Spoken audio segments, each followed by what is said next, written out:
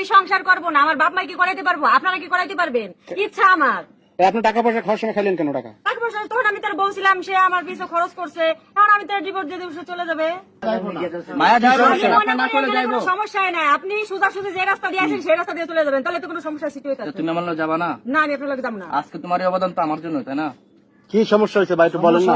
এই পুলাই নাকি এর নার্সিং পড়াইছে, এই মেয়েরে সে ডাক্তার হয়ে যে ভালো চাকরি বাকরি কি পাইছে, এর অস্বীকার করতেছে। আবার নাকি এরা স্বামী স্ত্রী ছিল।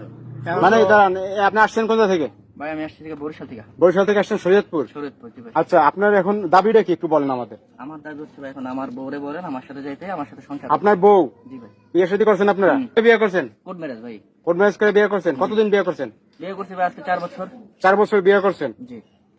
এই যে আপু, বলেন। এখন এই ভাই দাবি করতেছে আপনার নাকি তার স্ত্রী, আপনার নাকি পড়াশোনায় ব্যয়ভার বহন করছে। ভাই আমি সত্য কথা বলি, পড়াশোনার পিছনে সে খরচ করছে, সীমিত কিছু কিছু টাকা পয়সা দিয়ে আমার হেল্প করছে, এটা সত্য কথা। আর বিয়ে হয়েছিল, কিন্তু এখন সর্বোপরি কথা হলো আমি চাকরি পেয়ে গেছি, তাই আমার এখন দরকার নাই। আমার যেহেতু বিয়ে হয়েছিল, আমি তার ডিভোর্স দিয়ে দিব, সে চলে যাবে, শেষ। ডিভোর্স দিয়ে দেবেন? ডিভোর্স তো দেন, এখন পর্যন্ত তো আপনি তার স্ত্রী দিলে, যেহেতু আপনাদের কোর্ট ম্যারেজ হয়েছে, তাহলে তো চলে যাইতে বলেন, ভালোই বলে আমি ডিভোর্স পাঠাই দিব তারে। পাঠাই তো দেবেন, এখন পর্যন্ত তো আপনাদের বউ আছেন, তাহলে দেখছেন ভাই, আপনি তো অস্বীকার করেন কি? সে মানলে কি হয়েছে, আমি তো আর মানি না, আমি তার স্বীকার করতেছি না। আপনি মানবেন না কেন? এটা কি কাজের কথা? দাঁড়ান, আপনি কি হয়? আমার মেয়ে। আপনার মেয়ে? তাই এই যে ঘটনাগুলো ঘটতেছে, এই যে এত কিছু ঘটে গেল, আপনি কিছু জানেন না এগুলো? অবশ্যই জানি। বিয়ে হয়েছিল আপনার মেয়ের সাথে? সত্য কথা বলবেন। বিয়ে হয়েছিল, সবই জানেন। বিয়ে হয়েছিল, বিয়ে হয়েছিল, 4 বছর সংসার করছে, টাকা পয়সাও দিচ্ছে, এটাও জানি। হ্যাঁ বিয়াতে কোর্ট ম্যারেজ করে করছে, এটাও জানি। হ্যাঁ। ডাক্তারি লাইনে পড়াইছে, এটাও জানি। টাকা পয়সা দিছে? হ্যাঁ, টাকা পয়সাও দিছে। এখন মেয়ে ভাত খাবে না, এর জন্য আমি দায়ী না, আমি ওটা জানি না।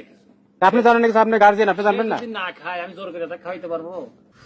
হৃদয় ভাঙার গল্প একটি বিশেষ জায়গায় যে কষ্ট পায়, কিন্তু এই যে সংসার ভাঙার গল্প, এই কষ্টের জন্য শেষ নাই। তো এখানে অভিভাবক হিসেবে বাবাও অসহায়। দেখতে থাকুন পুরো ভিডিওটি। না, আপনি তার মানে স্বার্থবাদী কাজ করলেন, নিজে স্বার্থ ধরেছে। তাহলে আপনি চাকরি বিক্রি পাইছেন, আপনার দুঃসময় সে পাশে ছিল, তখন আপনি টাকা পয়সা ঠিকই নিচ্ছেন, কারণ আপনার সুসময় তা ছেড়ে দেবেন? ভাই আমি তার টাকা নিছি, ওই আমি দরকার হলে তার টাকাও ফেরত দিব, কিন্তু তার সাথে আমি সংসার করতে রাজি না। শোনেন, আপনি কি কাজ করেন? ভাই আমি ছোটবেলা থেকেই অটো চালাই, আমার পরিবারটাও চালাই। আর হচ্ছে ও শিক্ষিত। এটা আপনার পরিবার সদস্য কয়জন? আমাদের পরিবার সদস্য ভাই টোটাল ছোট ভাই বোন নিয়ে 7 জন। 7 জন সদস্য? আচ্ছা, আপনি চালান সংসার? সংসার আমি চালাই। এরপর হয়েছে আপনার আবার এই যে এই মাইয়েরও আপনি চালাইছেন। ওর লেখাপড়ার প্রতি অনেক আগ্রহ ছিল। কেমন, কত টাকা পয়সা খরচ করেছেন এখানে? প্রায় 15-20 লাখ টাকা গেছে। আরে কি কষ্ট। জমি জমা বেচছেন নাকি? হ্যাঁ, পাশাপাশি কিছু জমি জমা বেশি। হায় হায় রে, জমি জমা বিক্রি করে আপনি পড়াইছেন? আর এই মাইয়া ডাক্তারি পড়ালেখা তো আপনার বুঝে নেই, অনেক খরচ না? আরে আপনি যেমনি কইতাছেন মনে হয় যে সম্পূর্ণ খরচ আপনি বহন করেছেন, আমার বাপের